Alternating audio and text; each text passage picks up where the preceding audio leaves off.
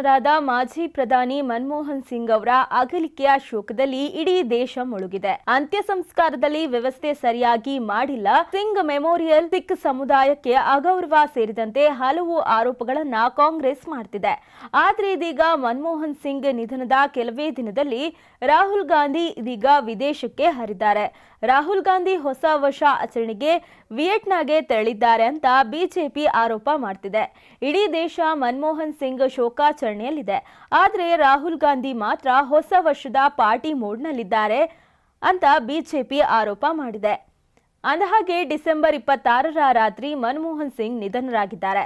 ಇದರ ಬೆನ್ನಲ್ಲೇ ಪ್ರಧಾನಿ ನರೇಂದ್ರ ಮೋದಿ ಡಿಸೆಂಬರ್ 27ರ ಕಾರ್ಯಕ್ರಮವನ್ನ ರದ್ದುಗೊಳಿಸಿದ್ರು. ಇದೇ ವಿಚಾರವನ್ನ ಬಿಜೆಪಿ ನಾಯಕ ಶಹಜಾದ್ ಪೂನಾವಾಲಾ, ಅಮಿತ್ ಮಾಳವಿಯಾ ಪ್ರಸ್ತಾಪಿಸಿದ್ದಾರೆ.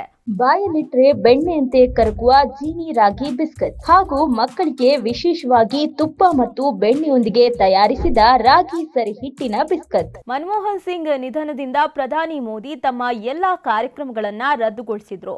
ಆದರೆ ಕಾಂಗ್ರೆಸ್ ನಾಯಕ, ಲೋಕಸಭೆ ವಿಪಕ್ಷ ನಾಯಕ ರಾಹುಲ್ ಗಾಂಧಿ ಹೊಸ ವರ್ಷ ಆಚರಣೆಗೆ ವಿಯೆಟ್ನಾಂ ಪ್ರವಾಸ ಮಾಡಿದ್ದಾರೆ ಅಂತ ಬಿಜೆಪಿ ಆರೋಪ ಮಾಡ್ತಿದೆ.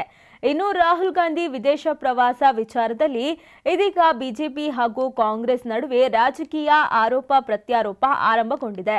ರಾಹುಲ್ ಗಾಂಧಿ ಶೋಕಾಚರಣೆ ದೇಶದ ಗಂಭೀರ ಸಮಸ್ಯೆಗಳು, ಪ್ರಮುಖ ವಿಚಾರಗಳ ಬರುವಾಗ ವಿದೇಶಕ್ಕೆ ತೆರಳಿ ಪಾರ್ಟಿ ಮಾಡ್ತಾರೆ.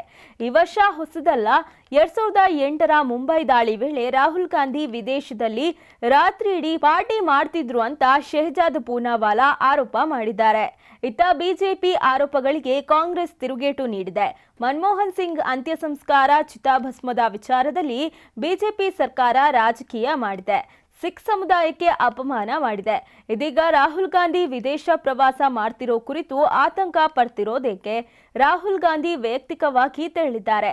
ಅದರ ಬಗ್ಗೆ ಬಿಜೆಪಿಗೆ ಯಾಕೆಷ್ಟು ತಳಮಳ ಅಂತ ಕಾಂಗ್ರೆಸ್ ಸಂಸದ ಮಣಿಕಂ ಠಾಗೋರ್ ತಿರುಗೇಟನ್ನ ನೀಡಿದ್ದಾರೆ. ಇದೀಗ ಬಿಜೆಪಿ ಹಾಗೂ ಕಾಂಗ್ರೆಸ್ ಜಟಾಪಟಿ ಆರಂಭಗೊಂಡಿದೆ.